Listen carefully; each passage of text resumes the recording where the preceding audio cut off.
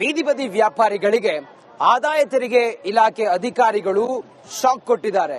ಮಂಡ್ಯದಲ್ಲಿ ಹೀಗಾಗಿ ಬೀದಿ ಬದಿ ವ್ಯಾಪಾರಿಗಳು ಕಂಗಾಲಾಗಿ ಹೋಗಿದ್ದಾರೆ. ಕನ್ನಡ ಸಂಘಟನೆಗಳು ಆದಾಯ ತೆರಿಗೆ ಅಧಿಕಾರಿಗಳು ನೋಟಿಸ್ ಕೊಟ್ಟಿರೋದ್ರ ಬಗ್ಗೆ ಪ್ರತಿಭಟನೆ ಮಾಡಿದ್ದಾರೆ. ಈ ಕುರಿತಾಗಿ ನಮ್ಮ ಪ್ರತಿನಿಧಿ ಆನಂದ್ ಅಲ್ಲಿಂದ ಒಂದು ಲೈವ್ ವರದಿ ಕೊಡೋದಕ್ಕೆ ರೆಡಿ ಇದ್ದಾರೆ. ಬನ್ನಿ ನೋಡೋಣ. ಬೀದಿ ಬದಿ ವ್ಯಾಪಾರಿಗಳಿಗೂ ಸಣ್ಣ ವ್ಯಾಪಾರಿಗಳಿಗೆ ರಾಜ್ಯ ಸರ್ಕಾರ ಈಗಾಗಲೇ ಇರೋ ಟ್ಯಾಕ್ಸ್ ಆಗ್ತಾ ಇರುವುದನ್ನು ವಿರೋಧಿಸಿ ಇವತ್ತು ಮೈಸೂರಿನಲ್ಲಿ ಕನ್ನಡಪರ ಸಂಘಟನೆಗಳು ಪ್ರತಿಭಟನೆ ನಡೆಸ್ತಾ ಇರುವಂತದ್ದು. ಮೈಸೂರಿನ ಹಳೆಯ ಜಿಲ್ಲಾಧಿಕಾರಿ ಕಚೇರಿ ಮುಂಭಾಗದಲ್ಲಿ ಪ್ರತಿಭಟನಾಕಾರರು ಈಗಾಗಲೇ ರಾಜ್ಯ ಸರ್ಕಾರದ ವಿರುದ್ಧ ಆಕ್ರೋಶ ಹೊರಹಾಕ್ತಾ ಇದ್ದಾರೆ. ಈಗಾಗಲೇ ಜಿಎಸ್ಟಿ ನೆಪದಲ್ಲಿ ಗ್ಯಾರಂಟಿ ಯೋಜನೆಗೆ ಹಣ ತುಂಬಿಸೋದಕ್ಕೆ ಈ ರೀತಿಯಾದಂತಹ ಪ್ಲಾನ್ ರೂಪಿಸಿದೆ ಅಂತ ಹೇಳಿ ಪ್ರತಿಯೊಬ್ಬರು ಕೂಡ ಆಕ್ರೋಶ ಹೊರಹಾಕ್ತಾ ಇದ್ದಾರೆ. ಎಲ್ಲರೂ ಕೂಡ ಪೋಸ್ಟರ್ ಎಲ್ಲ ಹಿಡಿದ್ರೆ ಬಿಟ್ಟಿ ಭಾಗ್ಯಗಳಿಗೆ ಸರ್ಕಾರ ಬೊಕ್ಕಸ ಖಾಲಿ ಮಾಡಿ ಸಣ್ಣ ವ್ಯಾಪಾರಿಗಳ ಹೊಟ್ಟೆ ಮೇಲೆ ಹೊಡಿತಾ ಇದೆ ಅಂತ ಹೇಳಿ ಆಕ್ರೋಶ ಹೊರಹಾಕ್ತಾ ಇದ್ದಾರೆ. ಜಿಎಸ್ಟಿ ಎಲ್ಲ ಕೂಡಲೇ ರದ್ದು ಮಾಡಬೇಕು ಅಂತ ಹೇಳಿ ಈಗಾಗಲೇ ಪ್ರತಿಭಟಕರು ಆಗ್ರಹಿಸ್ತಾ ಇರುವಂತದ್ದು. ನಮ್ಮ ಜೊತೆಗೆ ಮಾತಾಡೋದಕ್ಕೆ ಪ್ರತಿಭಟಕರು ಮಾತಾಡಿಸ್ತಾ ಹೋಗ್ತೀನಿ. ಸರ್, ಏನಿವತ್ತು ಪ್ರತಿಭಟನೆ ಏನೇ ತೊಂದರೆಗಳಾಗ್ತಿದೆ ಸರ್?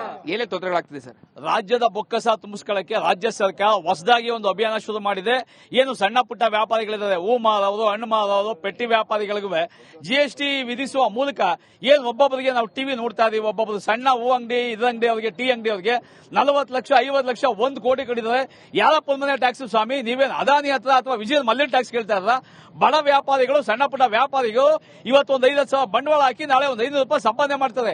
ಅವ್ರು ಸಂಪಾದನೆ ಮಾಡೋದು ಹೊಟ್ಟೆ ಬಟ್ಟೆಗೆ ಆಗಲ್ಲ. ಅಂತರದಲ್ಲಿ ಅವ್ರಿಗೆ ಈ ರೀತಿ 40 ಲಕ್ಷ 50 ಲಕ್ಷ ಟ್ಯಾಕ್ಸ್ ನ ಕೇಳಿದ್ರು ನಿಜಕ್ಕೂ ಅತ್ಯಂತ ಖಂಡನೀಯ. ರಾಜ್ಯ ಸರ್ಕಾರ ಇದ್ರ ಬದಲು ಬೀದಿಗೆ ಬಂದು ಭಿಕ್ಷೆ ಬೇಡದ್ರೆ ದಾನಿಗಳು ನಾವೆಲ್ಲ ದುಡ್ಡನ್ನ ಕೊಡ್ತೀವಿ ಅಂತ ರಾಜ್ಯ ಸರ್ಕಾರಕ್ಕೆ ಎಚ್ಚರಿಕೆ ಕೊಡ್ತಾ ಇದೀವಿ.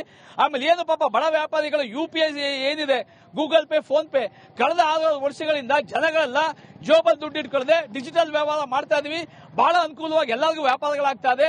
ಈಗ ಅದನ್ನ ಏನಾರ ಬಡ ವ್ಯಾಪಾರಿಗಳು, ಸಣ್ಣ ಪುಟ್ಟ ವ್ಯಾಪಾರಿಗಳನ್ನ ತಡೆ ಒಡ್ಡಿ UPI ಸ್ಕ್ಯಾನರ್ ರದ್ದಾಕಿ ನಗದೇ ಕೊಡಬೇಕು ಅಂತಂದ್ರೆ ಬಹಳ ಕಷ್ಟ ಆಗುತ್ತೆ, ಚಿಲ್ಲರೆ ಸಮಸ್ಯೆ ಆಗುತ್ತೆ, ಮತ್ತೆ ಕಪ್ಪು ಹಣ ಹೆಚ್ಚಾಗುತ್ತೆ, ನಮ್ಮ ದೇಶ ಮತ್ತೆ 10 ವರ್ಷ ಹಿಂದಕ್ಕೆ ಹೋಗುತ್ತೆ ಅಂತ ನಾವು ರಾಜ್ಯ ಸರ್ಕಾರಕ್ಕೆ ಎಚ್ಚರಿಕೆ ಕೊಡ್ತಾ ಇದೀವಿ.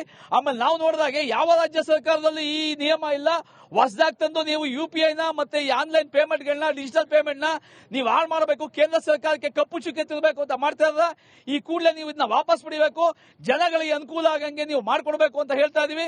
ಯಾವುದೇ ಕಾರಣಕ್ಕೂ 23ನೇ ತಾರೀಕಿನ 25ನೇ ತಾರೀಕು ಬೆಂಗಳೂರಲ್ಲಿ ಸಣ್ಣ ವ್ಯಾಪಾರಿಗಳು ಪ್ರತಿಭಟನೆ ಮಾಡ್ತಾ ಇದ್ದಾರೆ, ಬಂಧನ ಮಾಡ್ತಾ ಇದ್ದಾರೆ. ಅದಕ್ಕೆ ನಮ್ಮ ಕನ್ನಡಪರ ಸಂಘಟನೆಗಳ ಬೆಂಬಲ ಇದೆ. ಇದಿಷ್ಟು ಏನು ಕನ್ನಡ ಪರ ಸಂಘಟನೆಗಳ ಮಾತುಗಳು. ಕೂಡಲೇ ರಾಜ್ಯ ಸರ್ಕಾರ ಈ ಒಂದು ಏನು ಸಣ್ಣ ವ್ಯಾಪಾರಿಗಳಿಗೆ, ಬೀದಿ ಬದಿ ವ್ಯಾಪಾರಿಗಳಿಗೆ ಆಗ್ತಾ ಇರುವಂತಹ ಟ್ಯಾಕ್ಸ್ ಅನ್ನ ವಾಪಸ್ ಪಡಿಬೇಕು. ಏನು ಗ್ಯಾರಂಟಿ ಯೋಜನೆಗಳಿಗೆ ಹಣ ತುಂಬಿಸೋದಕ್ಕೆ ಈ ರೀತಿ ಮಾಡ್ತಾ ಇದಾರೆ ಅನ್ನುವಂತಹ ಆರೋಪವನ್ನು ಮಾಡ್ತಾ ಇದ್ದಾರೆ. ಸೊ ಹೀಗಾಗಿ ಮುಂದಾದ್ರೂ ಕೂಡ ಸರ್ಕಾರ ಎಚ್ಚೆತ್ತು ಈ ಒಂದು ಸಮಸ್ಯೆನ ಬಗೆಹರಿಸುತ್ತಾ ಕಾತೊಳ್ಬೇಕಾಗಿದೆ. ಕ್ಯಾಮರಾ ಪರ್ಸನ್ ಸಚಿವ ಜೊತೆಗೆ ವಿನೋದ್ ಪಡವರ.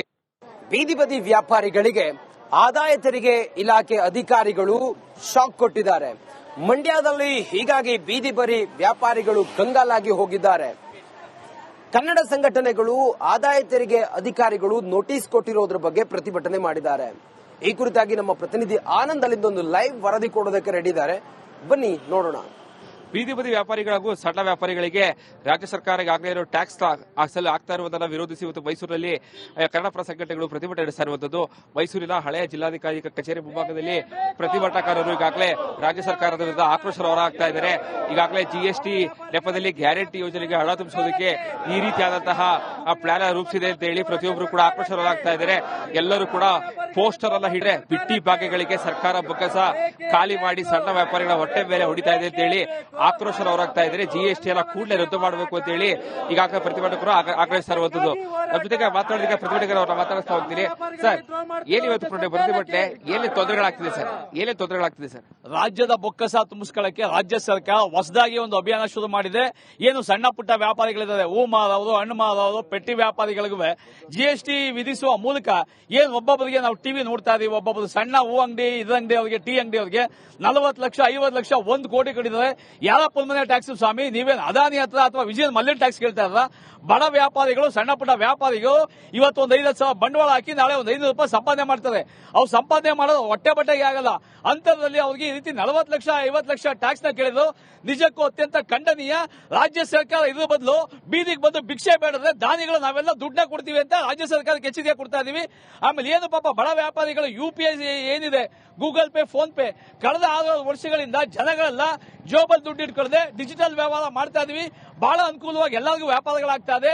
ಈಗ ಅದನ್ನ ಏನಾರ ಬಡ ವ್ಯಾಪಾರಿಗಳು ಸಣ್ಣ ಪುಟ್ಟ ವ್ಯಾಪಾರಿಗಳು ಅದನ್ನ ತಡೆ ಒಡ್ಡಿ UPS ಕೇಂದ್ರ ರದ್ದಾಕಿ ನಗದೆ ಕೊಡಬೇಕು ಅಂತಂದ್ರೆ ಬಹಳ ಕಷ್ಟ ಆಗುತ್ತೆ, ಚಿಲ್ಲರೆ ಸಮಸ್ಯೆ ಆಗುತ್ತೆ, ಮತ್ತೆ ಕಪ್ಪು ಹಣ ಹೆಚ್ಚಾಗುತ್ತೆ, ನಮ್ಮ ದೇಶ ಮತ್ತೆ 10 ವರ್ಷ ಹಿಂದಕ್ಕೆ ಹೋಗುತ್ತೆ ಅಂತ ನಾವು ರಾಜ್ಯ ಸರ್ಕಾರಕ್ಕೆ ಎಚ್ಚರಿಕೆ ಕೊಡ್ತಾ ಇದೀವಿ. ಆಮೇಲೆ ನಾವು ನೋಡಿದಾಗೆ ಯಾವ ರಾಜ್ಯ ಸರ್ಕಾರದಲ್ಲಿ ಈ ನಿಯಮ ಇಲ್ಲ. ಹೊಸದಾಗಿ ತಂದು ನೀವು UPI ನ ಮತ್ತೆ ಈ ಆನ್ಲೈನ್ ಪೇಮೆಂಟ್ಗಳನ್ನ, ಡಿಜಿಟಲ್ ಪೇಮೆಂಟ್ ನ ನೀವು ಹಾಳು ಮಾಡಬೇಕು, ಕೇಂದ್ರ ಸರ್ಕಾರಕ್ಕೆ ಕಪ್ಪು ಚುಕ್ಕೆ ತಿರ್ಬೇಕು ಅಂತ ಮಾಡ್ತಾ ಇದ್ರ ಈ ಕೂಡಲೇ ನೀವು ಇದನ್ನ ವಾಪಸ್ ಪಡಿಬೇಕು, ಜನಗಳಿಗೆ ಅನುಕೂಲ ಆಗಂಗೆ ನೀವು ಮಾಡ್ಕೊಡ್ಬೇಕು ಅಂತ ಹೇಳ್ತಾ ಇದೀವಿ. ಯಾವುದೇ ಕಾರಣಕ್ಕೂ 23ನೇ ತಾರೀಕಿನ 25ನೇ ತಾರೀಕು ಬೆಂಗಳೂರಲ್ಲಿ ಸಣ್ಣ ವ್ಯಾಪಾರಿಗಳ ಪ್ರತಿಭಟನೆ ಮಾಡ್ತಾ ಇದ್ದಾರೆ, ಬಂಧನ ಮಾಡ್ತಾ ಇದ್ದಾರೆ. ಅದಕ್ಕೆ ನಮ್ಮ ಕನ್ನಡ ಪರ ಸಂಘಟನೆಗಳ ಬೆಂಬಲ ಇದೆ. ಇದಿಷ್ಟು ಕನ್ನಡ ಪರ ಸಂಘಟನೆಗಳ ಮಾತುಗಳು. ಕೂಡಲೇ ರಾಜ್ಯ ಸರ್ಕಾರ ಈ ಒಂದು ಸಣ್ಣ ವ್ಯಾಪಾರಿಗಳಿಗೆ, ಬೀದಿ ವ್ಯಾಪಾರಿಗಳಿಗೆ ಆಗ್ತಾ ಇರುವಂತಹ ಟ್ಯಾಕ್ಸ್ ಅನ್ನ ವಾಪಸ್ ಪಡಿಬೇಕು. ಗ್ಯಾರಂಟಿ ಯೋಜನೆಗಳಿಗೆ ಹಣ ತುಂಬಿಸೋದಕ್ಕೆ ಈ ರೀತಿ ಮಾಡ್ತಾ ಇದಾರೆ ಅನ್ನುವಂತಹ ಆರೋಪವನ್ನು ಮಾಡ್ತಾ ಇದ್ದಾರೆ. ಸೊ ಹೀಗಾಗಿ ಮುಂದಾದ್ರೂ ಕೂಡ ಸರ್ಕಾರ ಎಚ್ಚೆತ್ತು ಈ ಒಂದು ಸಮಸ್ಯೆನ ಬಗೆಹರಿಸುತ್ತಾ ಕಾತೊಡ್ಬೇಕಾಗಿದೆ. ಕ್ಯಾಮರಾ ಪರ್ಸನ್ ಸಚಿವ ಜೊತೆಗೆ ವಿನೋದ್ ಪಡವರ್, ಕನ್ನಡ. ಬೀದಿ ಬದಿ ವ್ಯಾಪಾರಿಗಳಿಗೆ ಆದಾಯ ತೆರಿಗೆ ಇಲಾಖೆ ಅಧಿಕಾರಿಗಳು ಶಾಕ್ ಕೊಟ್ಟಿದ್ದಾರೆ. ಮಂಡ್ಯದಲ್ಲಿ ಹೀಗಾಗಿ ಬೀದಿ ಬದಿ ವ್ಯಾಪಾರಿಗಳು ಕಂಗಾಲಾಗಿ ಹೋಗಿದ್ದಾರೆ. ಕನ್ನಡ ಸಂಘಟನೆಗಳು ಆದಾಯ ತೆರಿಗೆ ಅಧಿಕಾರಿಗಳು ನೋಟಿಸ್ ಕೊಟ್ಟಿರೋದ್ರ ಬಗ್ಗೆ ಪ್ರತಿಭಟನೆ ಮಾಡಿದ್ದಾರೆ. ಈ ಕುರಿತಾಗಿ ನಮ್ಮ ಪ್ರತಿನಿಧಿ ಆನಂದ್ ಅಲ್ಲಿಂದ ಒಂದು ಲೈವ್ ವರದಿ ಕೊಡೋದಕ್ಕೆ ರೆಡಿ ಇದ್ದಾರೆ. ಬನ್ನಿ ನೋಡೋಣ. ಬೀದಿ ಬದಿ ವ್ಯಾಪಾರಿಗಳಿಗೂ ಸಣ್ಣ ವ್ಯಾಪಾರಿಗಳಿಗೆ ರಾಜ್ಯ ಸರ್ಕಾರ ಈಗಾಗಲೇ ಇರೋ ಟ್ಯಾಕ್ಸ್ ಆಗ್ತಾ ಇರುವುದನ್ನು ವಿರೋಧಿಸಿ ಇವತ್ತು ಮೈಸೂರಿನಲ್ಲಿ ಕನ್ನಡ ಪರ ಸಂಘಟನೆಗಳು ಪ್ರತಿಭಟನೆ ನಡೆಸ್ತಾ ಇರುವಂತದ್ದು. ಮೈಸೂರಿನ ಹಳೆಯ ಜಿಲ್ಲಾಧಿಕಾರಿ ಕಚೇರಿ ಮುಂಭಾಗದಲ್ಲಿ ಪ್ರತಿಭಟನಾಕಾರರು ಈಗಾಗಲೇ ರಾಜ್ಯ ಸರ್ಕಾರದ ವಿರುದ್ಧ ಆಕ್ರೋಶ ಹೊರಹಾಕ್ತಾ ಇದ್ದಾರೆ. ಈಗಾಗಲೇ GST ನೆಪದಲ್ಲಿ ಗ್ಯಾರಂಟಿ ಯೋಜನೆಗೆ ಹಣ ತುಂಬಿಸೋದಕ್ಕೆ ಈ ರೀತಿಯಾದಂತಹ ಪ್ಲಾನ್ ರೂಪಿಸಿದೆ ಅಂತ ಹೇಳಿ ಪ್ರತಿಯೊಬ್ಬರು ಕೂಡ ಆಕ್ರೋಶ ಹೊರಹಾಕ್ತಾ ಇದ್ದಾರೆ. ಎಲ್ಲರೂ ಕೂಡ ಪೋಸ್ಟರ್ ಎಲ್ಲ ಹಿಡಿದ್ರೆ ಬಿಟ್ಟಿ ಭಾಗ್ಯಗಳಿಗೆ ಸರ್ಕಾರ ಬೊಕ್ಕಸ ಖಾಲಿ ಮಾಡಿ ಸಣ್ಣ ವ್ಯಾಪಾರಿಗಳ ಹೊಟ್ಟೆ ಮೇಲೆ ಹೊಡಿತಾ ಇದೆ ಅಂತ ಹೇಳಿ ಆಕ್ರೋಶ ಹೊರಹಾಕ್ತಾ ಇದ್ದಾರೆ. GST ಎಲ್ಲ ಕೂಡಲೇ ರದ್ದು ಮಾಡಬೇಕು ಅಂತ ಹೇಳಿ ಈಗಾಗಲೇ ಪ್ರತಿಭಟಕರು ಆಗ್ರಹಿಸ್ತಾ ಇರುವಂತದ್ದು. ನಮ್ಮ ಜೊತೆಗೆ ಮಾತಾಡೋದಕ್ಕೆ ಪ್ರತಿಭಟಕರನ್ನ ಮಾತಾಡಿಸ್ತಾ ಹೋಗ್ತೀನಿ. ಸರ್, ಏನಿವತ್ತು ಪ್ರತಿಭಟನೆ, ಏನೇ ತೊಂದರೆಗಳಾಗ್ತಿದೆ ಸರ್? ರಾಜ್ಯದ ಬೊಕ್ಕಸ ತುಂಬಿಸ್ಕೊಳ್ಳಕ್ಕೆ ರಾಜ್ಯ ಸರ್ಕಾರ ಹೊಸದಾಗಿ ಒಂದು ಅಭಿಯಾನ ಶುರು ಮಾಡಿದೆ.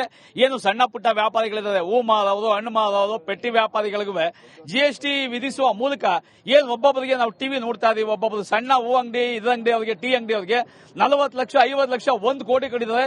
ಯಾರ ಪಲ್ಮನೆ ಟ್ಯಾಕ್ಸ್ ಸ್ವಾಮಿ? ನೀವೇನು ಅದಾನಿ ಹತ್ರ ಅಥವಾ ವಿಜಯ ಮಲ್ಯ ಟ್ಯಾಕ್ಸ್ ಕೇಳ್ತಾ ಇರಲ್ಲ? ಬಡ ವ್ಯಾಪಾರಿಗಳು, ಸಣ್ಣ ಪುಟ್ಟ ವ್ಯಾಪಾರಿಗಳು ಇವತ್ತು ಒಂದು 5,000 ಬಂಡವಾಳ ಹಾಕಿ ನಾಳೆ ಒಂದು 500 ರೂಪಾಯಿ ಸಂಪಾದನೆ ಮಾಡ್ತಾರೆ. ಅವ್ರು ಸಂಪಾದನೆ ಮಾಡೋದು ಹೊಟ್ಟೆ ಬಟ್ಟೆಗೆ ಆಗಲ್ಲ. ಅಂತರದಲ್ಲಿ ಅವ್ರಿಗೆ ಈ ರೀತಿ 40 ಲಕ್ಷ 50 ಲಕ್ಷ ಟ್ಯಾಕ್ಸ್ ನ ಕೇಳಿದ್ರು ನಿಜಕ್ಕೂ ಅತ್ಯಂತ ಖಂಡನೀಯ. ರಾಜ್ಯ ಸರ್ಕಾರ ಇದ್ರ ಬದಲು ಬೀದಿಗೆ ಬಂದು ಭಿಕ್ಷೆ ಬೇಡದ್ರೆ ದಾನಿಗಳು ನಾವೆಲ್ಲ ದುಡ್ಡನ್ನ ಕೊಡ್ತೀವಿ ಅಂತ ರಾಜ್ಯ ಸರ್ಕಾರಕ್ಕೆ ಎಚ್ಚರಿಕೆ ಕೊಡ್ತಾ ಇದೀವಿ. ಆಮೇಲೆ ಪಾಪ ಬಡ ವ್ಯಾಪಾರಿಗಳು UPI ಏನಿದೆ, ಗೂಗಲ್ ಪೇ, ಫೋನ್ ಪೇ, ಕಳೆದ 6 ವರ್ಷಗಳಿಂದ ಜನಗಳೆಲ್ಲ ಜೋಬಲ್ ದುಡ್ಡು ಇಟ್ಕೊಳ್ಳದೆ ಡಿಜಿಟಲ್ ವ್ಯವಹಾರ ಮಾಡ್ತಾ ಇದೀವಿ. ಬಹಳ ಅನುಕೂಲವಾಗಿ ಎಲ್ಲರಿಗೂ ವ್ಯಾಪಾರಗಳಾಗ್ತಾ ಇದೆ.